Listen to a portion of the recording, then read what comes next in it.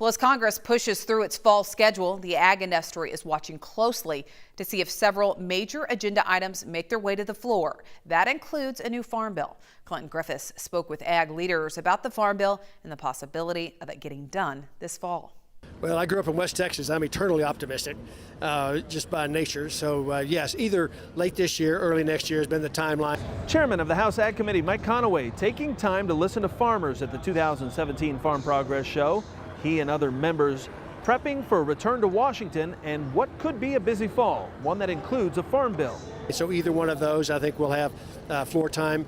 Once the leader's able to show, all right, Conaway, you can have these days on the floor, I'll back up from that by about 10 days, get it through committee, and then we'll move forward. I think we can get it done this year.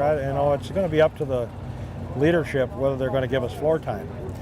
But I think the way this thing is going, I think they're going to have no accomplishments, coming towards the end of the year. And they might see the farm bill as a way to have a win.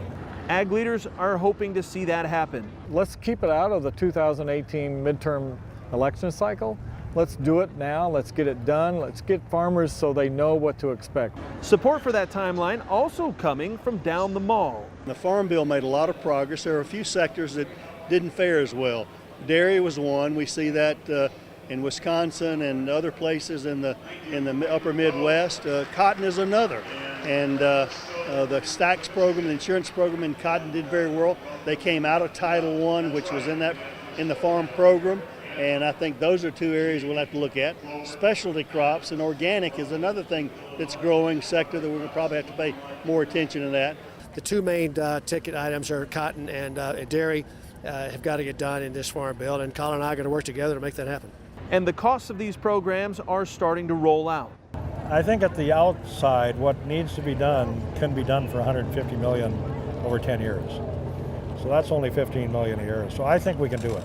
On the crop insurance side, a recent GAO report saying the actual rate of return for the companies from 2009 to 2015 averaged 16%.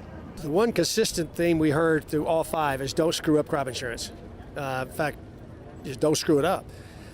If crop insurance was as lucrative as GAO said it is, the market would be flooded with insurance companies trying to elbow their way into it. Just the opposite is the case. We've got insurance company after insurance company fleeing the market because they can't make the kind of return on investment that they have to make. Ag Secretary Sonny Perdue says it will be looked at. I think we're going to look at the facts on that. I don't think it's a threat. We let commerce do. There are plenty of bidders in that arena. And I think if we're looking at an 18% return on investment, that's probably too much in a regulated environment.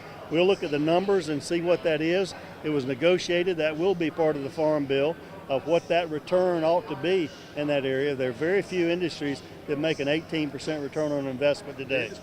Despite the challenges, leaders say there is resolve to get the work finished. Both the leader and the speaker are very supportive of getting a farm bill done.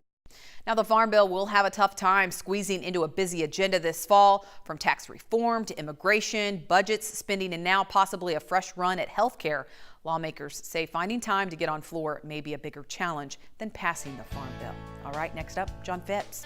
Unlock the power of ag technology this December in Indianapolis at the first ever Ag Tech Expo. Learn all about it at farmjournalagtech.com.